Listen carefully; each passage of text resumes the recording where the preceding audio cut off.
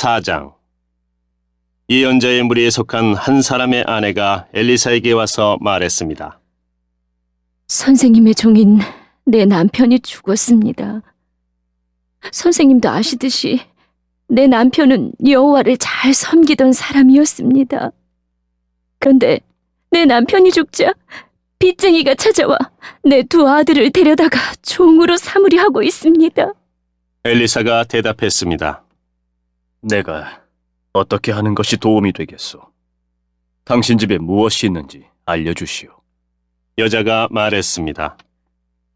가진 것이라고는 기름 한 병이 전부입니다. 엘리사가 말했습니다. 이웃 사람들에게 가서 빈 그릇을 있는 대로 빌려오시오. 그릇을 조금 빌리지 말고 많이 빌리시오. 그리고 당신은 두 아들만 데리고 집에 들어가서 문을 닫으시오. 그런 다음 빌려온 항아리마다 기름을 부어 채워지는 대로 옮겨 놓으시오. 그 여자는 엘리사 앞에서 물러난 뒤 아들들만 데리고 집으로 들어가 문을 닫았습니다. 아들들이 빈 그릇을 가져오면 여자가 거기에 기름을 부었습니다. 그릇마다 기름이 가득 차게 되자 여자가 아들에게 말했습니다. 다른 그릇을 가져오너라. 아들이 말했습니다. 이제는 그릇이 더 없습니다. 그러자 기름이 더 이상 나오지 않았습니다. 여자가 엘리사에게 가서 그 사실을 알려주었습니다. 엘리사가 여자에게 말했습니다. 가서 기름을 팔아 빚을 갚으시오. 당신과 당신의 아들들은 남은 것을 가지고 살아갈 수 있을 것이오. 어느 날 엘리사가 수넴으로 갔습니다. 그곳에는 한 귀부인이 살고 있었습니다. 그 여자는 엘리사에게 자기 집에서 머물며 음식을 먹으라고 간절히 부탁했습니다. 그래서 엘리사는 그곳을 지날 때마다 그 집에 들러 음식을 먹고 갔습니다. 여자가 자기 남편에게 말했습니다. 내가 보기에 우리 집 앞으로 자주 지나다니는 엘리사는 하나님께서 거룩하다고 여기는 사람입니다. 지붕 위에 작은 방 하나를 만들고 그 방에 엘리사를 위해 침대와 책상과 의자와 등잔대를 들여놓읍시다. 그래서 엘리사가 우리 집에 들릴 때마다 그 방에서 묵어갈 수 있게 합시다.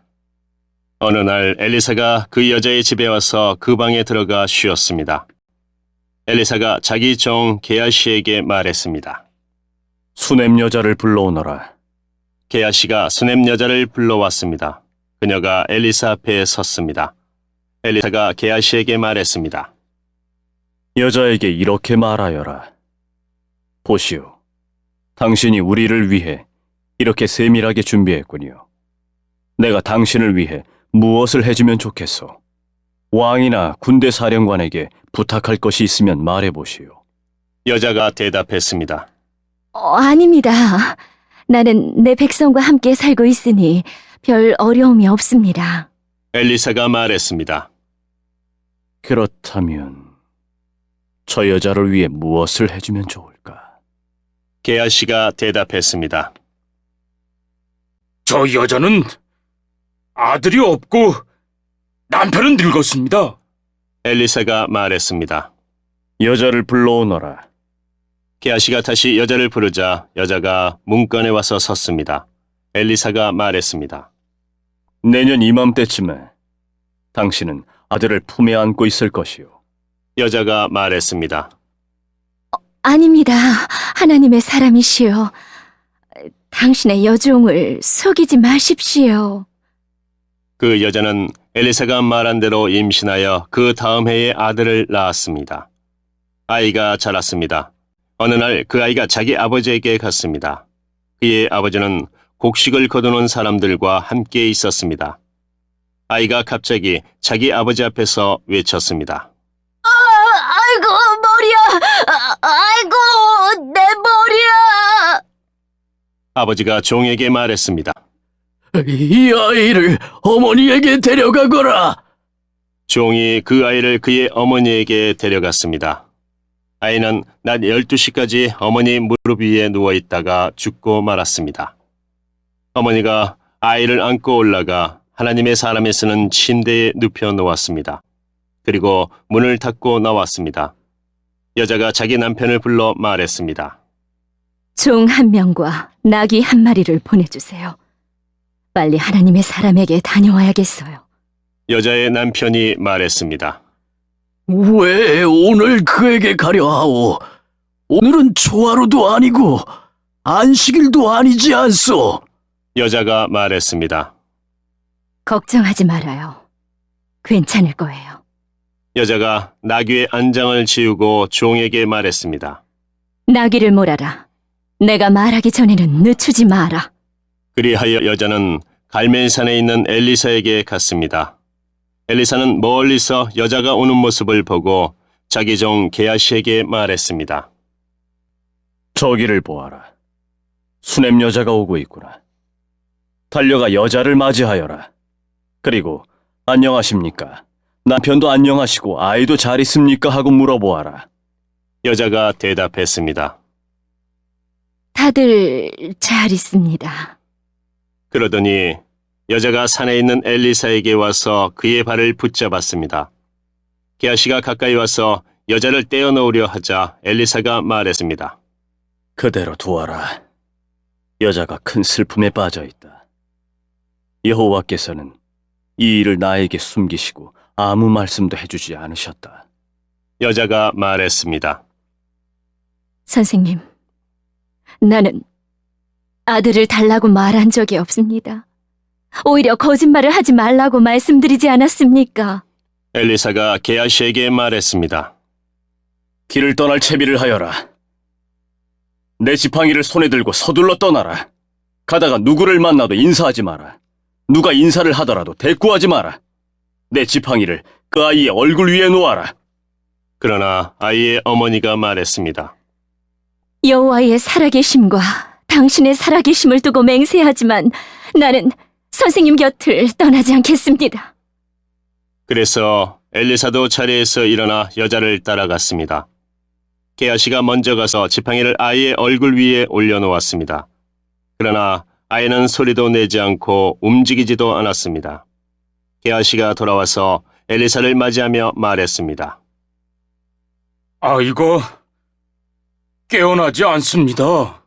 엘리사가 집으로 들어가 보니 아이가 죽은 채 자기 침대에 누워 있었습니다. 엘리사는 방으로 들어가서 문을 닫았습니다.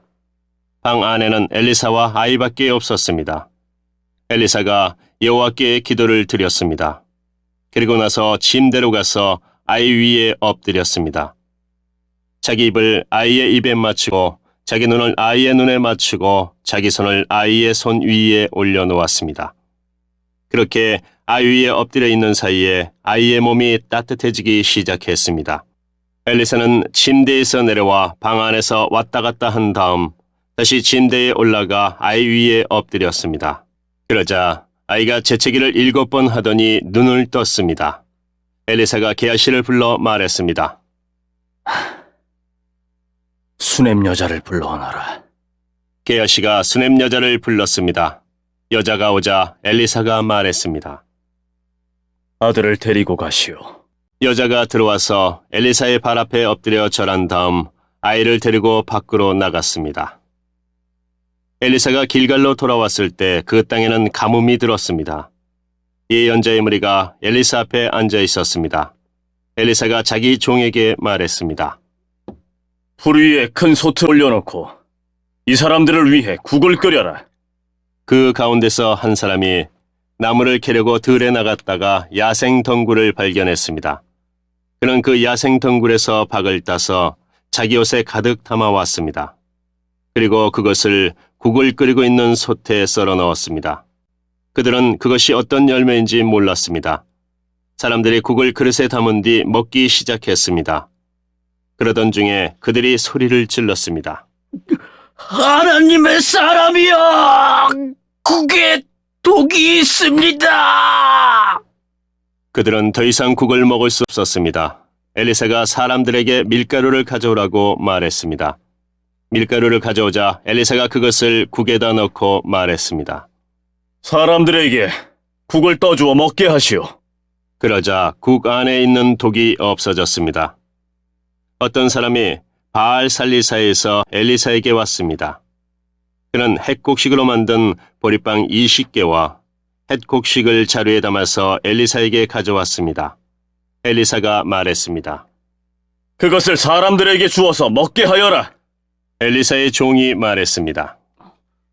이렇게 적은 것을 가지고 어떻게 100명에게 먹일 수 있겠습니까? 엘리사가 말했습니다. 그 빵을 사람들에게 주어서 먹게 하여라. 여호와께서 이렇게 말씀하셨다. 그들이 먹고도 남을 것이다. 그래서 그 빵을 사람들에게 주니 여호와께서 말씀하신 대로 사람들이 먹고도 남았습니다. 5장. 아람 왕의 군대 사령관인 나아만은 왕이 사랑하고 아끼던 사람이었습니다. 왜냐하면 여호와께서 그를 통해 아람이 승리하게 하셨기 때문입니다. 그는 강하고 용감한 사람이었지만 문둥병에 걸려 있었습니다. 아람 사람들이 전에 이스라엘에 쳐들어가서 어린 소녀 한 명을 잡아온 일이 있었습니다. 그 소녀는 나아만 아내의 시중을 들었습니다. 그 소녀가 여주인에게 말했습니다. 주인님이 사마리아에 사는 예언자를 만나보시면 좋겠습니다. 그 예언자는 주인님의 병을 고칠 수 있을 것입니다. 나아만이 왕에게 가서 이스라엘에서 잡아온 소녀가 한 말을 일러주었습니다. 아람 왕이 말했습니다. 그렇다면 가보시오. 내가 이스라엘 왕에게 편지를 써보내겠소. 나아만은 은 10달란트 가량과 금 6,000세겔과 옷 10벌을 가지고 길을 떠났습니다. 나아만은 이스라엘 왕에게 편지를 전해주었습니다.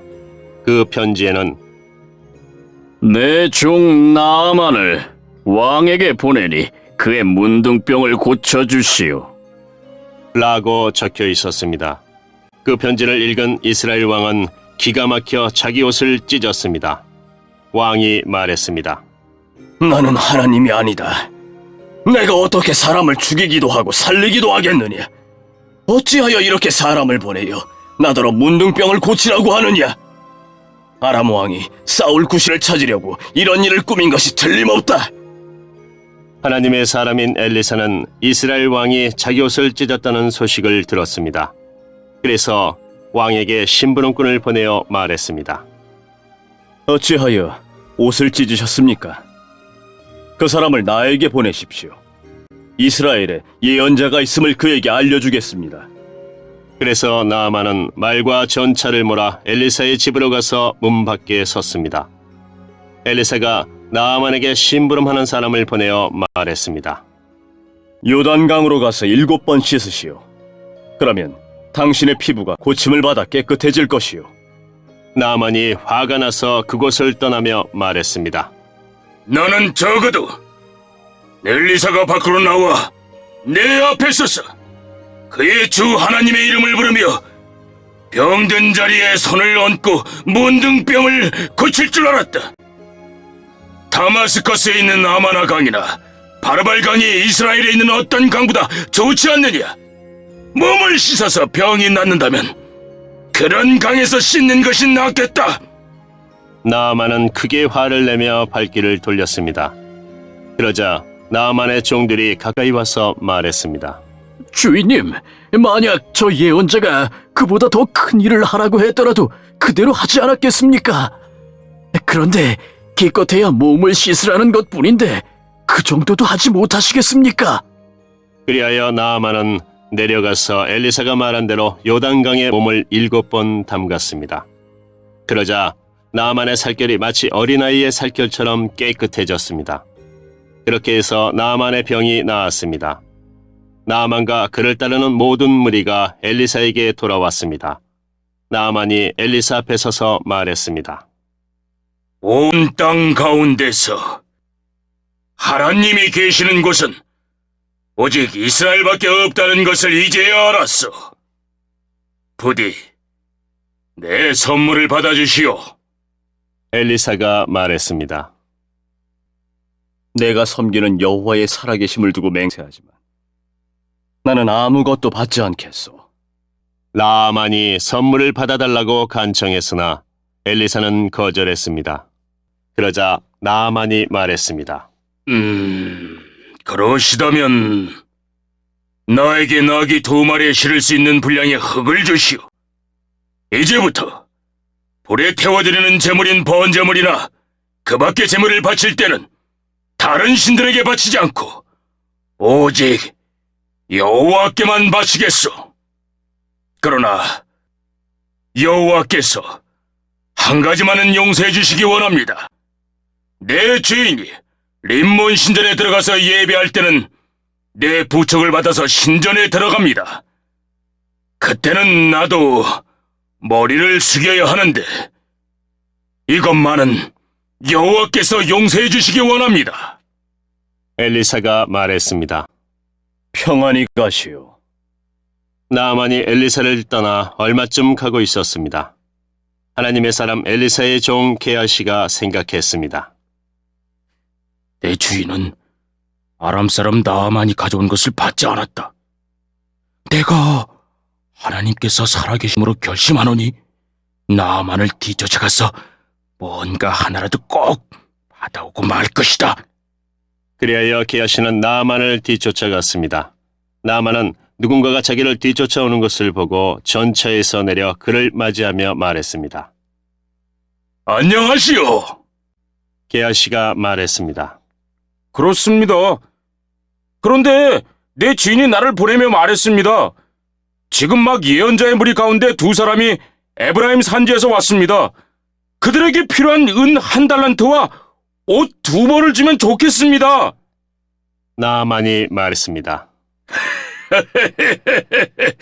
은 2달란트를 받으시오. 그러면서 나아만은 게하시에게 은을 억지로 주었습니다.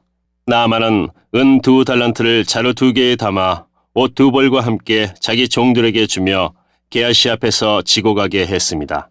그들이 언덕에 이르렀을 때에 게하시는 그 물건들을 나아만의 종에게서 받아 집에 들여 놓았습니다. 그리고 나아만의 종들을 돌려보냈습니다. 게하시가 들어가 주인 앞에 섰습니다. 엘리사가 그에게 물었습니다. 게하시야, 어디에 갔다 왔느냐? 게하시가 대답했습니다. 아무데도 가지 않았습니다. 엘리사가 말했습니다. 어떤 사람이 전차에서 내려 너를 맞이할 때 내 영이 너와 함께 있었다. 지금이 돈이나 옷이나 기름이나 포도를 받을 때냐? 지금이 양이나 소나 남종이나 여종을 받을 때냐? 나만의 문둥병이 너와 내 자손에게 영원히 옮겨질 것이다. 게하시가 엘리사 앞에서 물러나오자 그에게 문둥병이 생겨 눈처럼 하얗게 되었습니다.